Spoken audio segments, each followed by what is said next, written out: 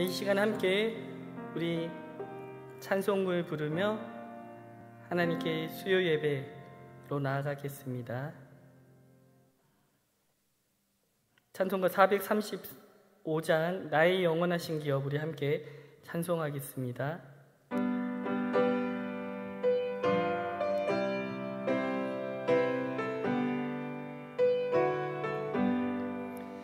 나의 영원하신 기업 생명보다 귀하다. 나의 갈 길 다가도록 나와 동행하소서. 주께로 가까이 주께로 가오니 나의 갈 길 다가도록 나와 동행하소서. 세상 무기 아니함과 모든 명예 버리고 험한 길을 가는 동안 나와 동행하소서. 주께로 가까이 주께로 가오니 나의 갈 길 다가도록 나와 동행하소서. 어두운 골짝 지나가며 험한 바다 건너서 천국문에 이르도록 나와 동행하소서. 주께로 가까이 주께로 가오니 나의 갈 길 다가도록 나와 동행하소서. 아멘. 시간 우리 함께 마음을 모아 예배로 나아가며 기도하기 원합니다. 함께 기도하실 때에 하나님, 오늘 이 시간 우리가 드리는 예배를 통하여 특별히 가정에서 또 일터에서 우리의 모든 삶의 자리에서 드리는 이 예배를 받아주시고 우리의 몸과 마음을 다해 우리가 영과 진리로 하나님을 예배하며 하나님이 기뻐 받으시는 참 예배자가 되게 하여 주십시오. 특별히 하나님, 이 시간 말씀을 들을 때에 이 말씀 앞에 우리가 온전히 반응하며 그 말씀을 통하여 하나님께 깊이 나아가는 그런 은혜의 예배 되게 하여 주시옵소서라고 우리가 함께 이 시간 잠시 기도하며 나아가겠습니다. 하나님 감사합니다. 하나님의 예배를 통하여 우리가 온전히 주님 앞에 참되게 예배하는 예배자가 되게 하여 주시옵소서. 우리의 몸과 마음이, 우리의 모든 생각이, 우리의 모든 감정이, 우리의 그 모든 것들이 하나님 온전히 주님을 향하게 하여 주시옵소서. 가정에서, 일터에서, 모든 삶의 자리에서 드리는 우리 예배를 받아주시고 온전히 우리가 주님을 예배할 때에 하나님 예배를 통하여 우리 가운데 선포되어지는 그 말씀 앞에 우리가 깊이 반응하며 그 말씀 앞에 우리가 온전히 깨달아 우리의 삶의 자리에서 살아갈 수 있도록 주님께 붙들어 주시고 함께하여 주시옵소서.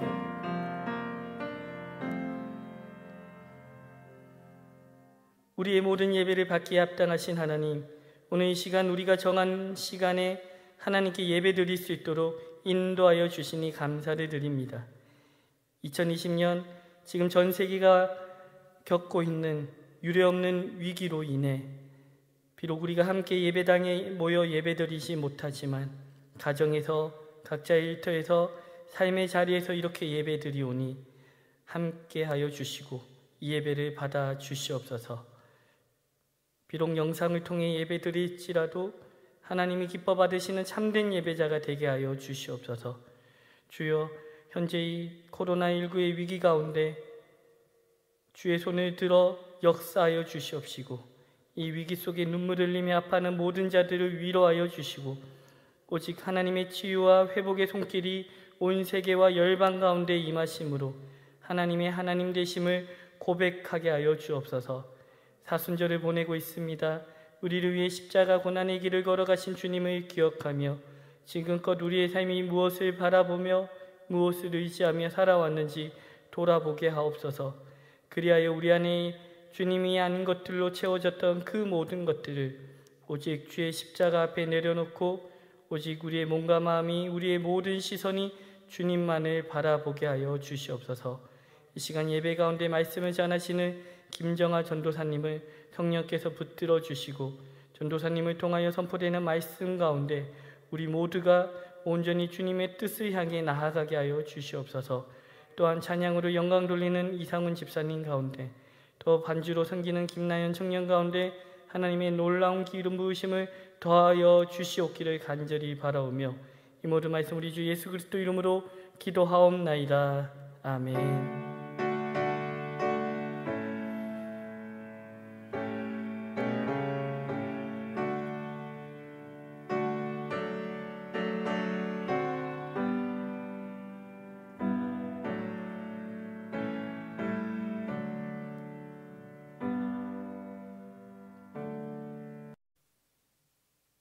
이 시간 하나님께서 우리에게 주시는 말씀은 출애굽기 16장 9절에서 18절의 말씀과 요한복음 6장 5절에서 13절의 말씀입니다. 출애굽기 16장 9절에서 18절 말씀과 요한복음 6장 5절에서 13절의 말씀입니다. 우리 먼저 출애굽기 16장 9절에서 18절의 말씀을 봉독하겠습니다. 모세가 아론에게 이르되 이스라엘 자손의 온 회중에게 말하기를 여호와께 가까이 나아오라. 여호와께서 너희의 원망함을 들으셨느니라 하라. 아론이 이스라엘 자손의 온 회중에게 말하매 그들이 광야를 바라보니 여호와의 영광이 구름 속에 나타나더라. 여호와께서 모세에게 말씀하여 이르시되 내가 이스라엘 자손의 원망함을 들었노라. 그들에게 말하여 이르기를 너희가 해질 때에는 고기를 먹고 아침에는 떡으로 배부르리니 내가 여호와 너희의 하나님인 줄 알리라 하라 하시니라. 저녁에는 메추라기가 와서 진에 덮이고 아침에는 이슬이 진 주위에 있더니 그 이슬이 마른 후에 광야의 지면에 작고 둥글며 서리같이 가는 것이 있는지라. 이스라엘 자손이 보고 그것이 무엇인지 알지 못하여 서로 이르되 이것이 무엇이냐 하니 모세가 그들에게 이르되 이는 여호와께서 너희에게 주어 먹게 하신 양식이라. 여호와께서 이같이 명령하시기를 너희 각 사람은 먹을 만큼만 이것을 거기 둘지니 곧 너희 사람 수요대로 한 사람의 한 오멜씩 거두되 각 사람이 그의 장막에 있는 자들을 위하여 거둘지니라 하셨느니라. 이스라엘 자손이 그같이 하였더니 그 거둔 것이 많기도 하고 적기도 하나 오멜로 되어 본즉 많이 거둔 자도 남음이 없고 적게 거둔 자도 부족함이 없이 각 사람은 먹을 만큼 거두었더라. 아멘. 이 시간 요한복음 6장 5절에서 13절의 말씀을 함께 봉독하겠습니다. 예수께서 눈을 들어 큰 무리가 자기에게로 오는 것을 보시고 빌립에게 이르시되 우리가 어디서 떡을 사서 이 사람들을 먹이겠느냐 하시니 이렇게 말씀하시면 친히 어떻게 하실지를 아시고 빌립을 시험하고자 하심이라. 빌립이 대답하되 각 사람으로 조금씩 받게 할지라도 200데나리온의 떡이 부족하리이다. 제자 중 하나 곧 시몬 베드로의 형제 안드레가 예수께 여짜오되 여기 한 아이가 있어 보리떡 5개와 물고기 2마리를 가지고 있나이다. 그러나 그것이 많은 사람에게 얼마나 되겠사옵나이까. 예수께서 이르시되 이 사람들로 앉게 하라 하시니 그곳에 잔디가 많은지라 사람들이 앉으니 수가 5,000명쯤 되더라. 예수께서 떡을 가져 축사하신 후에 앉아있는 자들에게 나눠주시고 물고기도 그렇게 그들의 원대로 주시니라. 그들이 배부른 후에 예수께서 제자들에게 이르시되 남은 조각을 거두고 버리는 것이 없게 하라 하심으로 이에 거두니 보리떡 5개로 먹고 남은 조각이 12바구니에 찼더라. 아멘. 이 시간 이상훈 집사님 나오셔서 하나님께 특성으로 영광 돌리겠습니다.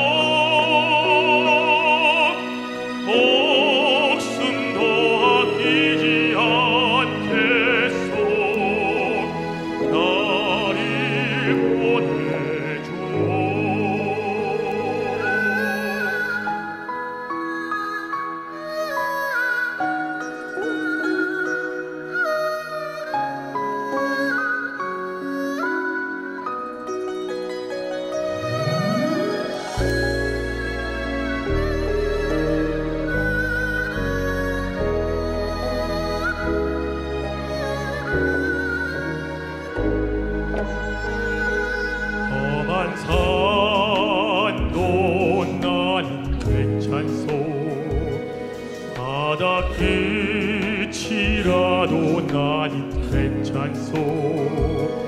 죽어가는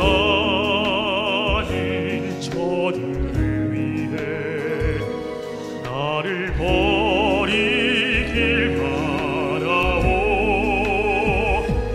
아버지 나를 보내주오.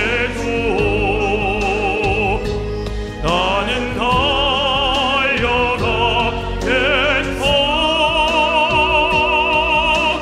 목숨도 아끼지 않겠소.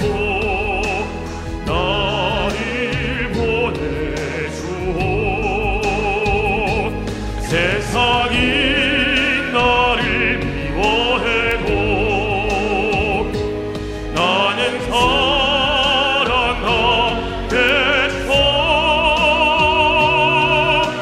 세상을 구원한 십자가 나도 따라가오. 생명을 버리면서까지 나를 사랑한 당신, 이 작은 나를 받아주오.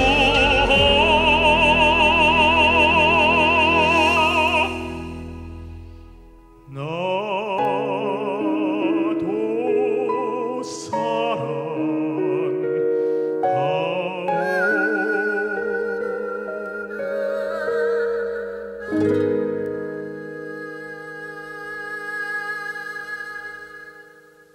이 시간은 이 예배를 위하여 김정아 전도사님께서 무엇을 보고 계시나요? 라는 제목으로 하나님의 말씀 선포해 주실 때 귀한 은혜 누리시기 바랍니다. 네, 반갑습니다. 성도님들의 기도 덕분에 잘 다녀왔습니다. 저는 20일 전쯤 들어와서 자가격리 2주 하고요. 지난주부터 사역에 복귀했습니다. 담임 목사님도 예정보다 일찍 귀국하셔서 현재 자가격리 중이십니다. 어서 성도님들하고 함께 이곳에서 예배 드릴 수 있게 되기를 기도하고 계십니다. 돌아오니까요, 너무 좋았어요. 제주가 너무 좋은 겁니다. 이곳이 가장 안전하고 가장 친밀하고 친숙한 그런 것 같습니다. 하늘도 너무 좋고요. 바다도 좋고요. 사람들도 좋고요. 좋은 거 투성이더라고요. 정말 햄버거만 먹고 있었거든요.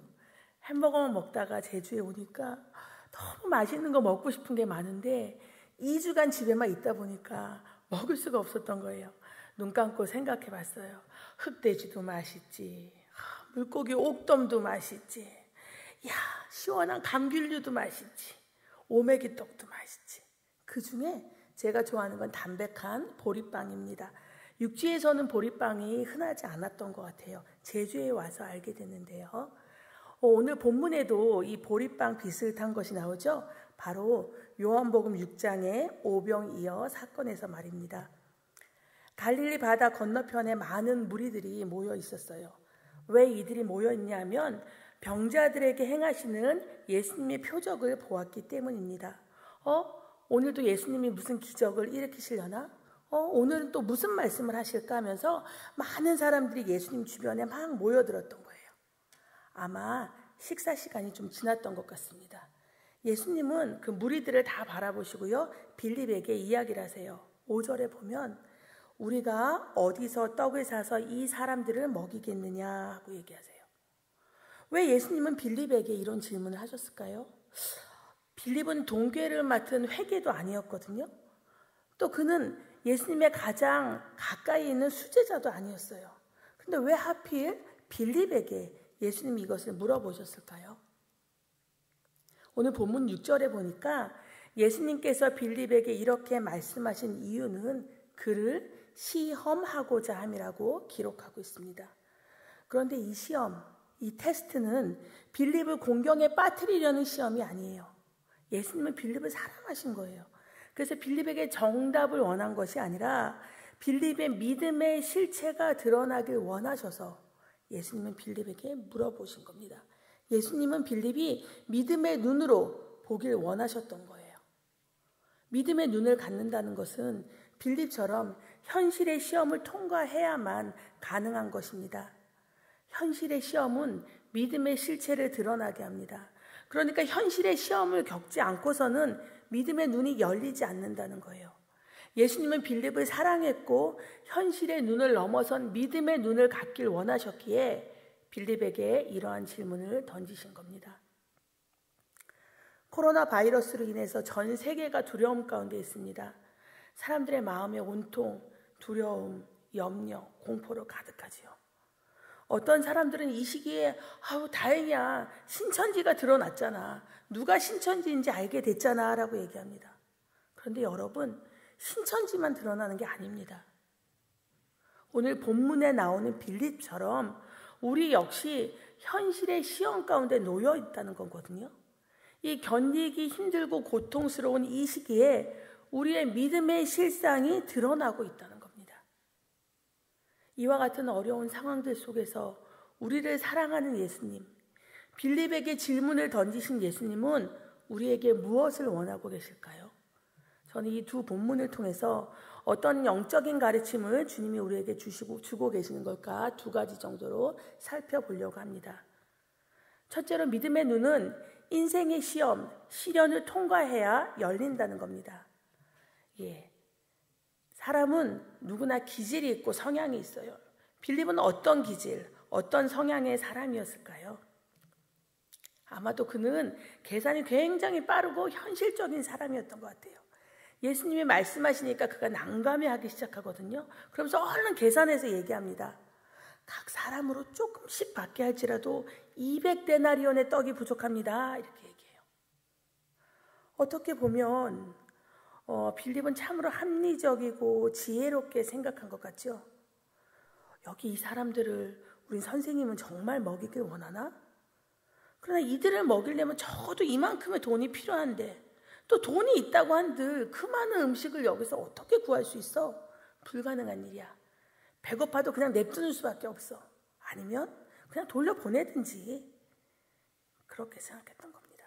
그는 수학적인 계산을 빨리 했지요. 그러나 방금 전까지 기적을 일으키신 그 예수님을 믿음의 눈으로 바라보지는 못했습니다. 또 배가 고프고 굶주려 하고 있는 사람들의 상황 또한도 그는 보지를 못한 것입니다. 사실 갈릴리 바다 건너편 이곳에 오시기 바로 전에 예수님은 많은 병자들을 고치셨거든요. 38년 된 병자까지 고치셨다고 바로 전장인 5장에 기록되어 있습니다. 그 많은 기적을 일으키신 예수님과 함께였는데 그는 무엇을 바라보고 있었죠? 예수님의 능력을 바라봤습니까? 아니면 예수님의 가르침을 듣고 예수님의 이적을 보고자 모인 무리들의 갈망함, 그리고 그들의 필요를 보고 있었나요? 아니죠. 그의 눈은 물질에 있었습니다. 믿음이 아닌 상황에 있었어요. 어려운 현실 가운데 있었습니다. 예수님은 빌립을 사랑하셨어요. 그래서 빌립의 영적인 여정 속에서 그에게 꼭 필요한 게 뭔지를 보셨던 겁니다. 그거는 바로 현실을 뛰어넘는 믿음의 눈, 그것이었어요. 예수님은 빌립이 그의 기질과 성향을 뛰어넘어서 성숙한 믿음의 사람이 되길 원하신 겁니다. 그랬기에 그를 시험하셨어요. 그의 믿음의 대상이 무엇인지, 어려운 현실이 닥쳤을 때 그가 생각한 게 무엇인지 드러나게 하심으로 깨닫기를 바라신 겁니다. 예수님은 빌립에게 스스로 돈이나 또 음식을 마련하라고 얘기하신 것이 아니에요. 너가 수천 명의 사람들을 먹여야 돼 라고 요구하신 것이 아닙니다. 그냥 물어보신 거잖아요. 예수님의 능력을 알기 때문에 빌립이 예수님께 먼저 간구하고 묻기를 원하셨던 거예요. 나는 할 수 없기에 할 수 없는 현실을 깨닫고 그것을 그대로 아뢰고, 그러나 주님이 이 상황 가운데 무엇을 하길 원하시는지를 묻는 것, 그분의 뜻을 묻는 것을 기다리신 겁니다. 이처럼 믿음의 눈으로 예수님을 바라보지 못하는 사람들을 우리는 구약 본문인 출애굽기 16장에서도 발견하게 됩니다. 광야 생활 가운데 이스라엘 백성들은 점점 더 지쳐가고 있었어요. 그러다 보니까 그들은 믿음의 눈이 아닌 현실의 눈으로 자신들의 처지를 바라보기 시작합니다. 그리고 하나님이 그들을 어떻게 애굽에서 구원해 내셨는지를 까맣게 잊어버리고 말아요. 바로 14장에 홍해를 건너는 기적을 체험했거든요. 그리고 15장에는 하나님을 찬양해요. 그 높으신 하나님, 위대하신 하나님을 함께 찬양하면서 마라의 쓴물이 단물이 되는 기적을 또 체험합니다. 그런데 바로 16장에서 그들은 다른 생각을 합니다. 뭘 생각하죠? 눈을 들어 그들이 바라본 것은 무엇입니까? 애굽에서 먹던 고기, 애굽에서 먹던 떡을 생각하는 거예요. 그러자 그들에게 무엇이 찾아오지요? 원망과 불평이 강하게 그들의 마음을 사로잡고 그들은 하나님을 향한 원망이 극에 달하기까지 시작합니다. 출애굽기 16장 3절에서 그들은 이렇게 말합니다.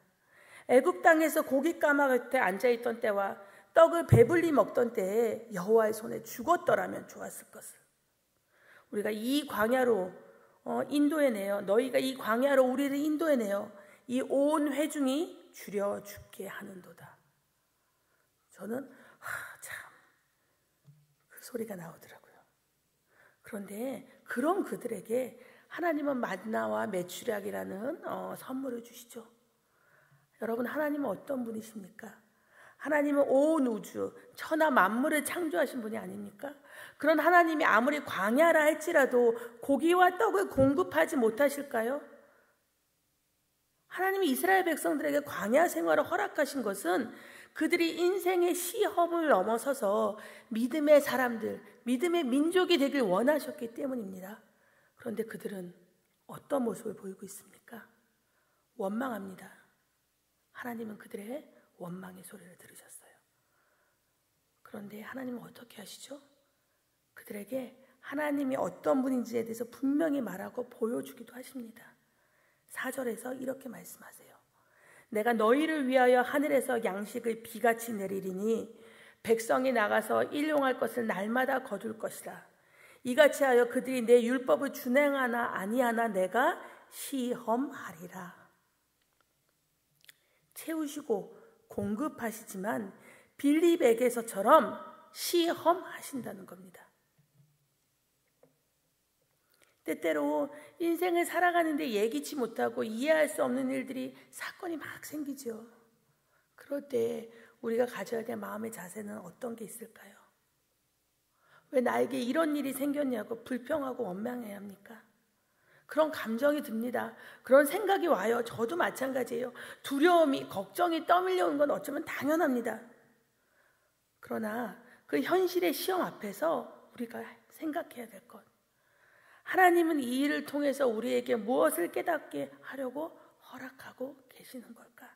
질문해야 한다는 겁니다. 빌립에게 어디서 떡을 사서 이 사람들을 먹일까 하고 예수님이 말씀하셨을 때 그는 예수님에게, 예수님 돌아보니까 이 사람들이 많이 배가 고파요 라고 사람들의 상황과 필요를 알아고, 그러나 구할 곳이 없습니다 라고 이야기하고, 어떻게 해야 될까요? 예수님께 여쭈어야 됩니다. 믿음의 눈을 예수님에게 고정해야 해요. 왜냐하면 답은 주님이 가지고 계시니까요. 이스라엘 백성들도 마찬가지입니다. 왜 하나님은 우리를 광야로 인도하셔서 이렇게 어려운 상황과 환경 가운데 있게 하는가라고 생각했습니다. 그러나 신앙의 사람들은 어떻게 해야 할까요? 그래, 이 견디기 힘든 이 현실 앞에서 나는 지금 어떤 믿음의 모습을 나타내고 있지? 그래, 고기도 없어, 빵도 없어, 물도 없어, 돈도 없어. 이 상황이 견디기 힘든 거 맞아. 난 정말 힘들어. 그런데 하나님이 이 어려운 일을 통해서 어떤 믿음의 단련을 나에게 하라고 하는 걸까? 오늘 내가 해야 할 일, 내가 가져야 될 마음이 무엇일까? 주님의 마음은, 주님의 뜻은 도대체 무엇일까? 이렇게 고민하며 주님 앞에 물어야 한다는 사실입니다.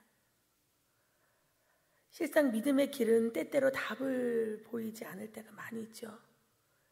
히브리서 기자가 증언하는 것처럼 믿음은 바라는 것들의 실상이요 보이지 않는 것들의 증거라라는 말씀은 보이지 않을 때가 많다는 거예요. 믿음은 보이지 않는 속에서도 하나님의 때를 기다려야만 비로소 현실 속에서 나타날 때가 있다는 겁니다. 하나님의 때를 기다리는 건요, 그냥 막연히 시간을 보내는 게 아닙니다. 오히려 적극적으로 믿음의 세계 가운데로 들어가는 거예요. 믿음의 세계로 들어간다는 것은 나의 육체적인 것, 나의 정신적인 것, 그 모든 것들을 주님 앞에 맡기면서 전적으로 하나님, 나는 할 수 없어요. 그렇지만 주님을 신뢰하기로 결정합니다라고 생각하고 몸부림치면서 나아가는 겁니다. 순간순간 하루하루를 살아내는 겁니다. 견디기 힘들고 원망이 새어나오는 그때가 주님이 나를 훈련시키고 시험시키는 것임을 알고 믿음의 눈을 주님께 고정시키기 위해 몸부림치는 시간임을 우리는 인정해야 합니다. 여기 또 다른 제자 안드레가 있어요.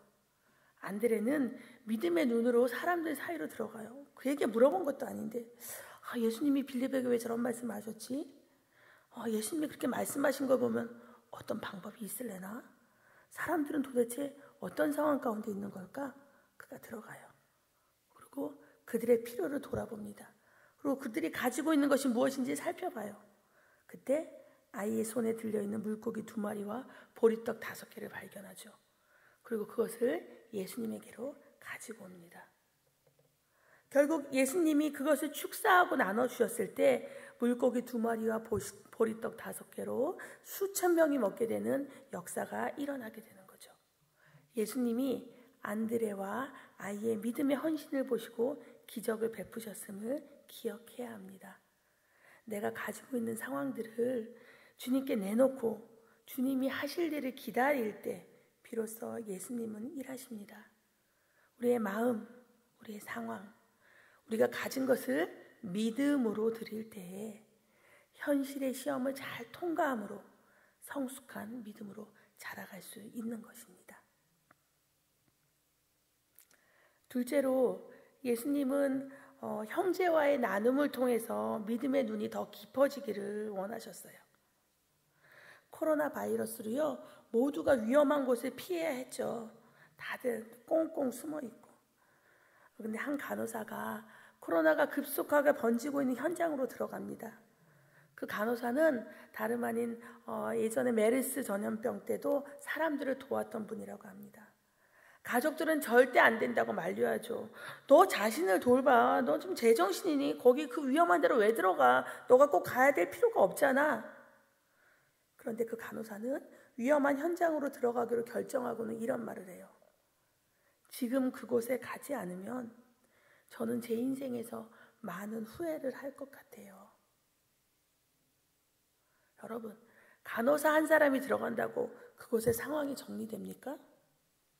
그러나 그 사람의 작은 행동의 나눔이 결국은 다른 많은 사람들의 마음을 막 움직였어요. 그래서 제2, 제3의 간호사와 같은 분들이 막 나왔습니다. 그리고 그분들을 통해서 오병이어의 기적이 오늘도 그곳 가운데 일어나고 있습니다. 안드레를 통해서 아이가 가지고 있던 물고기 2마리와 보리떡 5개는 예수님에게로 전달되어져요. 예수님은 먼저는 그 아이의 믿음의 눈을 기뻐하셨습니다. 그리고 축복하셨어요. 그러자 그 작은 나눔으로 인해서 놀라운 기적이 일어납니다. 어떤 일이 일어나죠? 겨우겨우 먹었습니다. 이렇게 기록하고 있나요? 아니죠. 본문 11절에 보면 그들의 원대로 주시니라 라고 되어 있어요. 일괄적인 식량 배급을 한 것이 아니에요. 어떤 사람은 보리떡 3개를 먹었고요. 어떤 사람은 보리떡 10개를 먹었습니다. 키가 크고 체격이 큰 사람은 많이 먹어야죠. 배가 별로 안 고픈 사람은 1-2개 먹어도 충분했습니다. 모두의 필요대로 그대로 따라서 원대로 주셨다는 사실입니다. 여러분, 이건 욕심냈다는 뜻이 아니에요. 뭐냐면요, 각자의 필요만큼 채워주셨다, 만족시켜 주셨다는 거예요. 각자의 형편에 맞게 해주셨다는 이야기입니다. 또한 주님은 나의 것을 전략해서 나누기를 원하십니다. 신약 본문인 12절과 13절에 보면 그들이 배부른 후에 예수께서 제자들에게 이르시되 남은 조각을 거두고 버리는 것이 없게 하라 하시므로 이에 거두니 보리떡 5개로 먹고 남은 조각이 12바구니에 찼더라. 아멘. 남은 조각을 거두고 버리는 것이 없게 하라. 이것은 매우 중요한 주님의 말씀입니다. 어쩌면 우리 그리스도인들이 살아가야 하는 삶의 방식을 알려주는 것일지도 모릅니다. 청소년 아이들하고 인제사거리에 있는 고기 뷔페에 갔어요. 비교적 가격이 저렴하고 음식도 맛이 있었습니다. 그런데 각 테이블마다 이런 문구가 적혀 있어요. 맛있게 많이 잡수세요. 그러나 남기지는 마세요. 남기면 1인당 벌금 5,000원입니다. 처음에는 웃었는데요. 얼마나 많이 남기면 그런 문구를 써놨을까 생각하게 됐어요.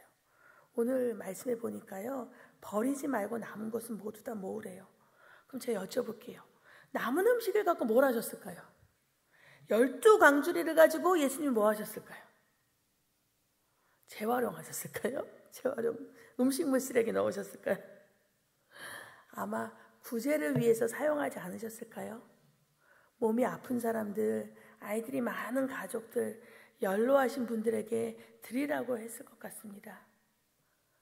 여러분, 예수님이 말씀하신 것처럼 우리도 남겨서는 안 되는 거예요. 우리의 욕심대로 내가 많이 갖고 남긴다면, 버린다면 누군가는 덜 갖고 손해를 보게 되는 거예요. 음식뿐만이 아닙니다. 시간을 남기고 버려서도 안 되는 겁니다. 우리의 재능과 은사를 남기고 버려서도 안 되는 거예요. 우리의 권력과 힘을, 우리의 물질을 너무 남겨서도 안 됩니다. 오히려 그것들을 모아서 사용해야 합니다. 필요한 자들에게 나누고 도와주고 살펴 보호해 주어야 하는 겁니다. 그럼 어떤 사람들을 도와야 되나, 어떻게 도와야 되냐가 출애굽기 말씀에 나오고 있어요. 출애굽기 16절에 보면 여호와께서 이같이 명령하시기를 너희 각 사람은 먹을 만큼만 이것을 거둘지니 곧 너희 사람 수요대로 한 사람이 한 오멜씩 거두되 각 사람이 그의 장막에 있는 자들을 위하여 거둘지니라 하셨느니라. 아멘. 하나님은 이스라엘 백성들에게 필요한 만큼 거두라고 하셨어요.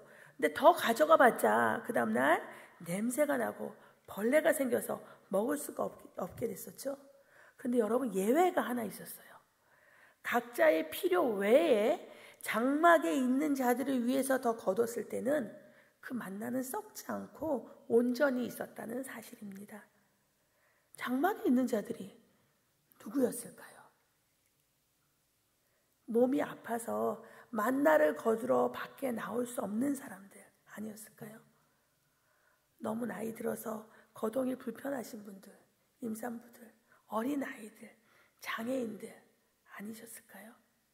그들을 위해서 너희들이 거두라 하라고 하나님은 명령하시는 겁니다. 말씀의 결론을 맺고자 합니다. 우리 모두는 인생에서 때때로 시험을 만나요. 그 시험은 나로 말미암아 온 것일 때도 있고 오늘 본문처럼 하나님께서 시험하시고자 주실 때도 있습니다.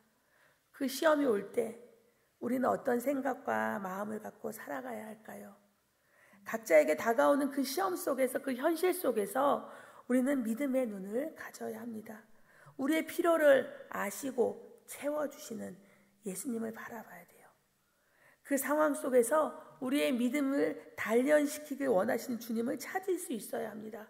내가 가진 것이 뭔지, 내가 드려야 될 게 뭔지, 내가 나누어야 될 것이 무엇인지 알고 그것을 주님께 헌신해서 드릴 때 우리의 믿음은 성장하게 되는 것입니다. 힘들어하는 구역 식구들에게 반찬 한 가지 해가지고 갑니다. 우리 못 만나고 있잖아요. 전화 신방에 보면 다들 어려워하고 계시거든요. 외로워하는 자매님들에게, 집사님들에게 전화 한 통화 하는 거예요. 힘이 빠져서 장사가 안 돼서 실직해서 어려워하고 있는 우리 형제들에게, 구부러져 있는 형제들의 등을 한번 툭툭 두들겨 줍니다. 한번 안아주는 거예요. 지금껏 주님이 나에게 해주셨던 그것, 그 위로, 그 사랑, 그 나눔을 나도 하는 겁니다. 그럴 때 우리 모두는 참된 그리스도인답게 우리 모두 다 그 시험을 온전히 통과하게 되는 것입니다. 목사님하고 미국을 방문했을 때는요, 미국이 괜찮았거든요. 그래서 한국의 코로나 집단 감염이 저희가 떠나고 나서 막 시작이 되는 거예요. 저가 떠날 때 30명 정도였었거든요. 가서 보니까 급속도로 퍼지는 겁니다. 그때 미국에 있는 사람들하고 한인 교포들이 막 모이면 한국을 걱정해요. 큰일 났어요. 한국 들어가지 마세요. 여기 더 오래 있으세요. 한국 너무 위험해요. 앞으로 어떻게 해요? 근데 이제는 한국보다 다른 나라들이 더 심각해져 있는 거예요. 저는 그런 일들을 보면서 누구에게나 예상하지 않은 인생의 시험이 일어날 수 있구나라는 생각이 들었어요. 어느 곳도 안전한 곳, 편안한 곳이 없습니다.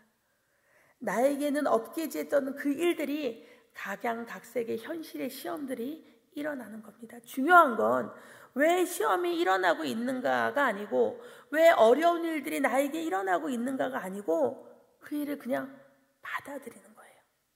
오히려 누구에게나 일어날 수 있다는 사실을 우리는 받아들여야 합니다. 이제는 세계 여러 나라들이 한국을 주목하고 있습니다. 어떻게 하느냐고 걱정해서가 아니에요. 이제는 어떻게 그 어려운 일들을 잘 이겨내고 있는가 보기 위함입니다. 여러분, 그들이 우리나라를 보고 있듯이 우리 주님도 우리를 보고 계십니다. 힘들고 어려운 상황, 당장 어찌할 수 없는 경제적인 어려움들, 한숨만 나오는 답답한 현실, 그 속에서 우리가 어떻게 견뎌내고 있는지, 우리가 무엇을 바라보고 있는지 말입니다.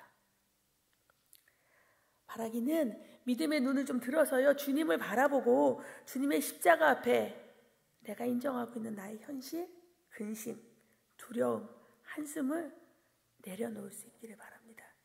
비록 우리 갈 길이 멀고 험하지만 우리 시시때때로 우리에게 현실의 압박들과 무거움들과 어려움들이 다가오겠지만, 그래도 주님 나라 갈 때까지 그분 찬송하면서 그분의 뜻을 따라가는 우리 모두가 되기를 간절히 소망합니다. 함께 기도하시겠습니다.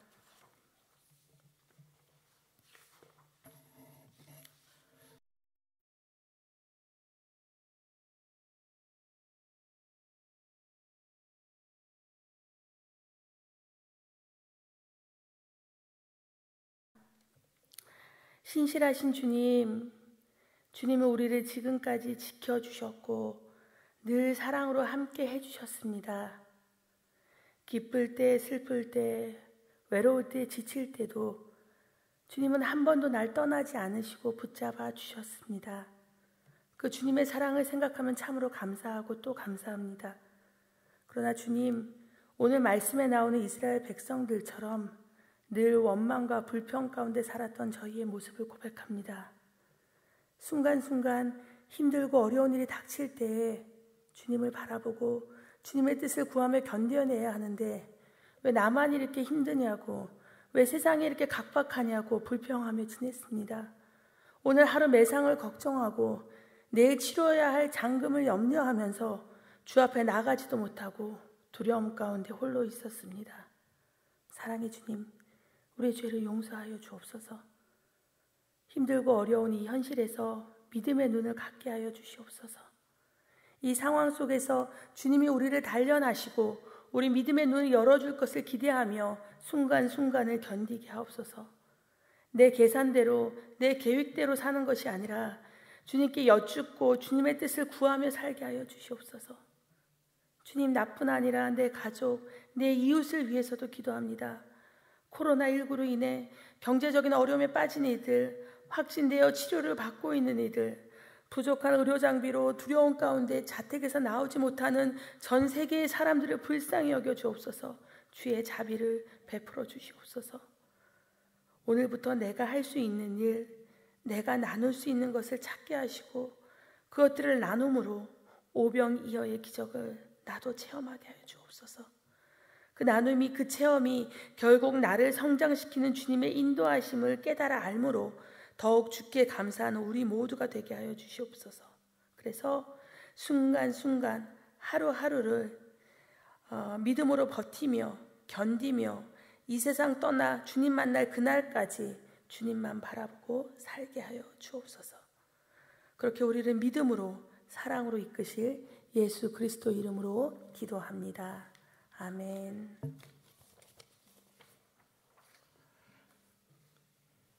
귀한 말씀 감사합니다. 우리 함께 이 시간 찬송가 370장 함께 부르시겠습니다.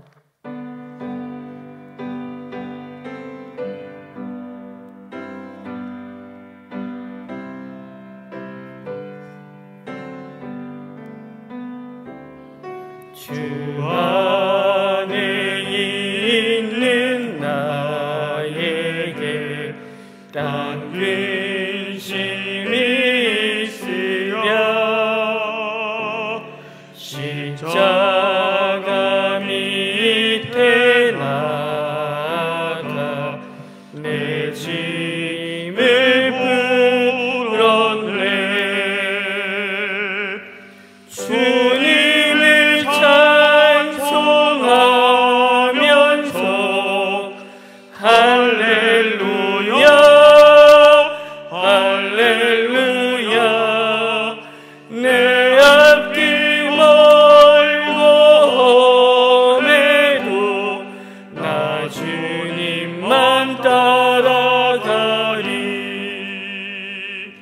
그 두려움이 변하여 내 기도 되었고 전날의 한숨 변하여 내 노래 되었네. 주님을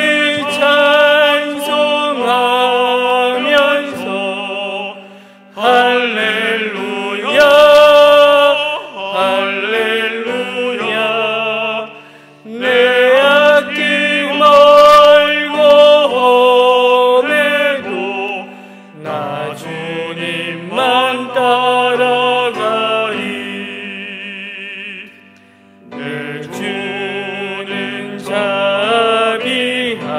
자비하셔서 늘 함께 계시고 내 궁핍 밤을 아시고 늘 채워주시네. 주님을 찬송하면서 할렐루야 할렐루야 내 앞길 멀고 험해도 나 주님만 따라가리. 내 주와 맺은 언약은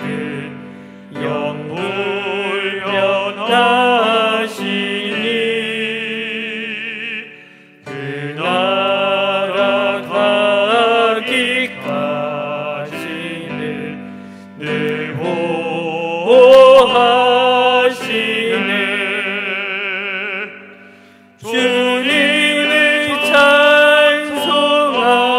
찬송하면서 할렐루야 할렐루야 내 앞길 멀고 험해도 나 주님만 따라가리. 기도하겠습니다. 이제는 우리 주 예수 그리스도의 은혜와 우리 주 하나님의 그 크신 사랑하심과 우리 안에 내주하시는 성령님의 역사하심이 이 위기의 상황 속에서도 믿음의 눈을 들어 우리와 함께 하시며 우리를 채워주시는 그 하나님 앞에 다시금 우리가 믿음으로 드리며 또한 믿음으로 나누며 살아가기를 다짐하는 사랑하는 모든 성도들 머리 위에 이제로부터 영원토록 함께 하시기를 간절히 축원하옵나이다. 아멘.